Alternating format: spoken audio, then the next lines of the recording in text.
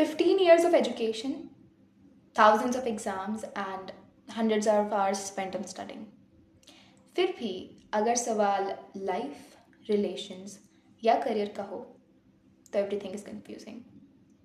Suddenly किसी को कोई जवाब नहीं पता होता है. And that is the point when teenagers actually realise कि ये सब्जेक्ट तो किसी ने पढ़ाया ही नहीं. And that is when this whole problem begins. क्योंकि most of the subject that we are taught actually have existing answers. जैसे मैथ्स में 2+2=4, सबको पता है. पर लाइफ के क्वेश्चंस में ना एक सिंगल फ्रेमवर्क सारे क्वेश्चंस का जवाब दे नहीं सकता. Do I want to become a lawyer? What does success mean to me? Do I want to study abroad? Notice कीजिएगा कि ये सारे क्वेश्चंस में आपको अलग तरीके से सोचना पड़ेगा. No single framework can be encouraged इन सबका जवाब देने के लिए. तो ये सारे सवाल जब इतने ज़रूरी है लाइफ में, if thinking is not encouraged in teenagers, how are they gonna be better people?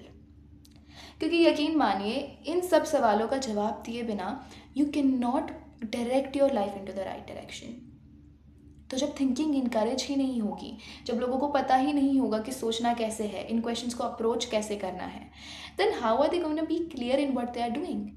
तो टीनेज की सारी कन्फ्यूजन ही यहाँ पे आके ख़त्म हो जाती है. Encouragement of thinking.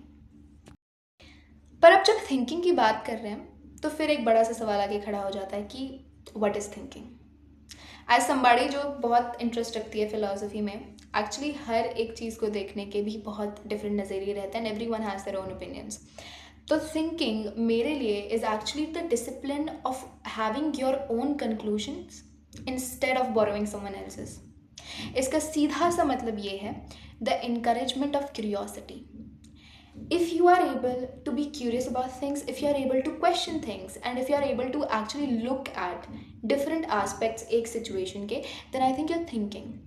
And यही चीज़ I believe is very important to encourage in teenagers आज के टाइम पे. हमें लोगों को ना सिखाना पड़ेगा, बताना पड़ेगा स्टूडेंट्स को कि education is not just into books. ऐसा नहीं है कि किताब ख़त्म हुई तो everything is done there. I believe it is more important कि आप एक डिसीजन को क्वेश्चन कर पाएँ.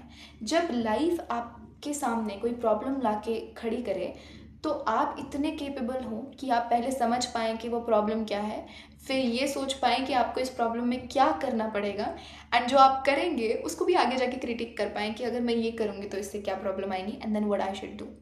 आई डू बिलीव कि कहीं ना कहीं you have to be very instinct पे काम करने वाला, but this is the simple framework of thinking. And जब ये सारी चीज़ें टीनेजर्स में एक्चुअली इंट्रोड्यूस होंगी, that is when they would be able to actually form better decisions. ये इंपॉर्टेंट क्वेश्चंस ऑफ लाइफ के.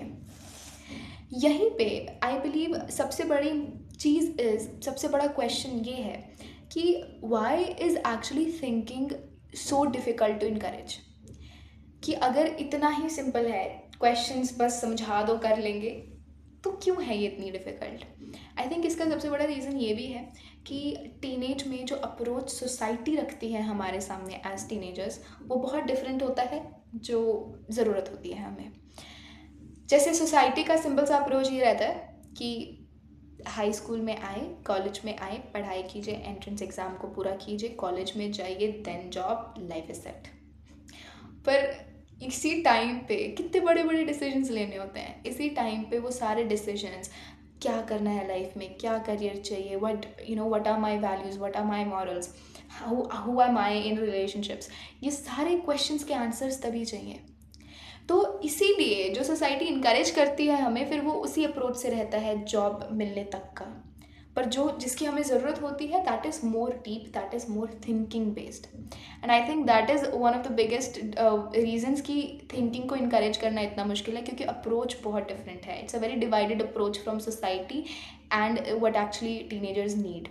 यहीं पे एक और रीज़न ये आता है कि थिंकिंग इज़ नॉट मेमोराइजेशन. ये चीज़ समझनी पड़ेगी if you are a teenager. जो भी हम सब्जेक्ट्स में पढ़ते हैं, स्कूल में यूजुअली पढ़ते हैं, दैट इज़ वेरी थियोरेटिकल. तो हम अगर उसको मेमोराइज़ करते हैं, रिवाइज करते हैं, तो वो हो जाती है.